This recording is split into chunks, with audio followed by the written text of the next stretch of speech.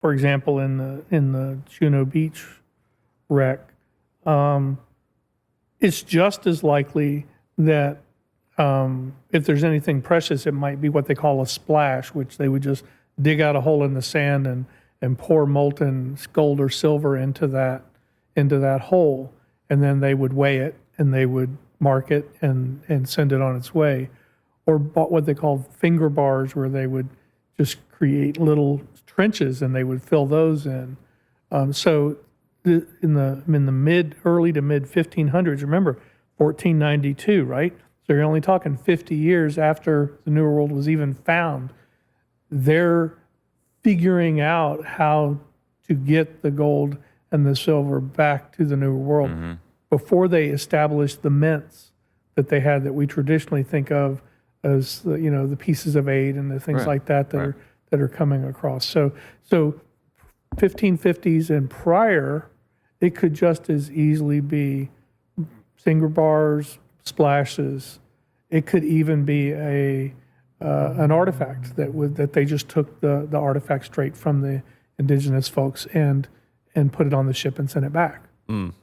So there's no telling what's going to be on that shipwreck. Right, but I do feel like the public's perception is, like, we see headlines.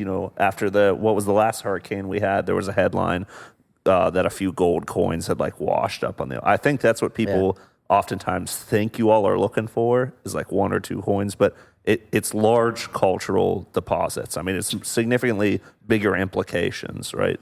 So we're looking for the presence of an entire shipwreck. Right. So one of the things that when I studied leading in that 4 months was, there is no doubt there are hundreds of shipwrecks along the eastern coast of the United States from the colonial period. It's almost, I don't think any of us would travel today if we had the likelihood of dying on our trip. No. Like those folks did, right? No. So when you think about the number of ships that sailed and the number of ships, there was a reasonable likelihood, if you left Spain or France or England and came to the New World, you may not survive getting back. Right. That was a really good probability.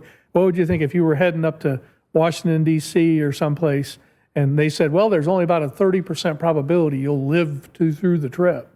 You wouldn't go. But these were different people. This was a different time. So there's a lot of ships that didn't make it back for various reasons. Storms was one reason. Before they discovered these teredo worms, the teredo worms, by the way, don't exist in the Mediterranean waters. They don't exist along the coast of Spain and France. They only existed in the New World. So they literally were getting the ships eaten out from underneath them as they were sailing. Jeez. Right. And they started leaking, and then they said, well, how do we get past that? Well, they used lead sheeting and copper sheeting. So when we find lead sheeting in Juno, we know a particular period of a vessel, because that was what they used in the mid to late 1500s to protect their ships from these teredo worms or to patch them up. Right. And what's interesting is in one area you can see lead sheeting, and it's still folded. So it was what they stored in the ship's cargo bay or That's cargo cool. hold to use when the ship started to spring a leak. So let's talk about Juno really quick. What's exciting about Juno? Oh, I can tell you. Go ahead. It is a massive wreck. This ship is huge.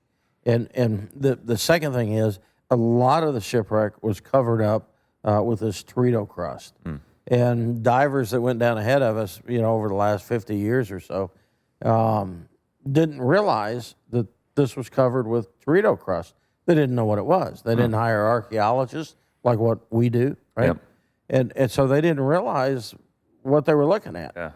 Yeah. So we're extremely excited about this, because with that teredo crust protecting the wreck site, there's comments that you hear out on the internet, oh, that site's been looked over. With Juno, this wreck, because we feel strongly it's in the mid-1500s, one of the guys, Roger Smith, who was the state archaeologist at the time, dated it 1554. But we don't know why he dated it that. And he passed away, so I can't ask him, how did you come up with that date, right? It's just huge. And because it's the 1500s, you know, they were still killing the Incas and Mayas and Aztecs and all that kind of stuff, the Spanish were. And during this period of time, I think that it potentially could have had Aztec type artifacts, like, you know, gods that they would pray to, shields that they would wear maybe on their chest, or bracelets and things like that that they would wear, or ornamental type stuff. And if it did have original, and I'm not saying it did because I don't know, okay, but that stuff would just be awesome to find. That's all pure museum pieces. Right. And that's certainly something we want to do, is be able to show the world this. And that's why we made the decision to not sell the treasure. Right. And, you know, there's nobody that I know of that does that. I'm not saying it doesn't happen. I'm just saying I don't know anybody that does that. Right. Down here, you know, somebody finds a silver coin, they're at the pawn shop in a heartbeat, man. State doesn't get it. Nobody gets it but the pawn shop. And you know, so we've got a whole different program going. But to your point, Kyle, the conversational or the conservational really piece of what you're all doing, or how you've structured the company, where you're not like taking this stuff to the pawn shop to, I mean, so to speak, you know, Right. That feeds right into what you were saying, Tim. Like, you guys are going about it in a way that is really sensitive and helpful to the archaeological and the ecological communities. And it drives all the way back to how we document what we find. Because for an artifact to be of museum quality, for an artifact to be of its highest, both cultural and monetary value, a lot of archaeologists will never put a monetary value on something, only a cultural value. The cultural value and the monetary value are both optimized if you properly document the provenance of that artifact, how you found it, what it looks like, how you conserve it, and how you curate it. So you can't separate one from the other. We have to do all those things at a very high level, because if that artifact is never going to be taken to the pawn shop, never going to be sold for its gold weight, which is really what they wind up selling them for usually, not much more than that.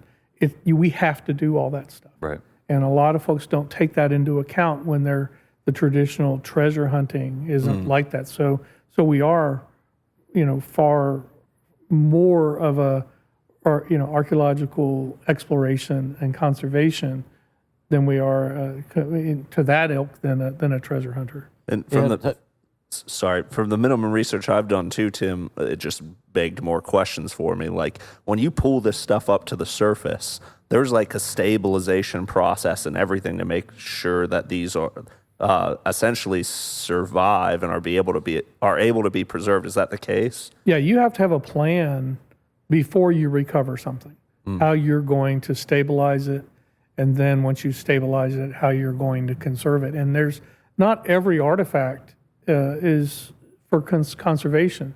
So a good example is a spike or a piece of the ship's structure that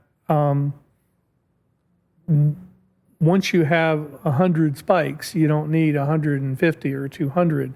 So we may leave that spike, and we actually had having interesting conversations with conservators about how do we treat that artifact so that it actually stops degrading, and we put it back in the water.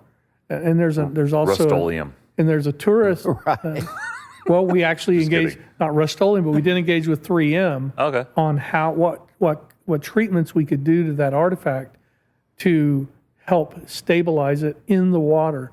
And there's a tourism aspect to that. So once we complete with the Juno wreck, it'd be really nice if that wreck became a diver attraction, you know, and you put some historic element out so people appreciate That's cool. the cultural significance. An interesting thing about that Juno Beach wreck is you go along the surface and you see these ballast stones and you think, oh, there's the ballast pile. You don't understand the magnitude that ballast pile at that Juno wreck is almost 100 feet long and 6 feet thick. So It's actually over 100. yeah, it's massive. It's not, oh, here's a few rocks on the surface. That's a Right. ballast pile. It took a lot more than that to weight one of these, keep one of these ships upright. So, the sonar and the sea searcher data from that site shows the structure of that pile and points us where to explore once we get everything in place to do that. So it's not all on the surface. You have to have the sensors in order to know what to do. And then you have to have a plan for what you do once you find something. And ideally, you would have the cameras rolling the day you discover something. I mean, imagine if you were, a museum wanting to get an artifact in your display, or you're a state that wants it in their collection. You've got the video of the day the diver discovered that item.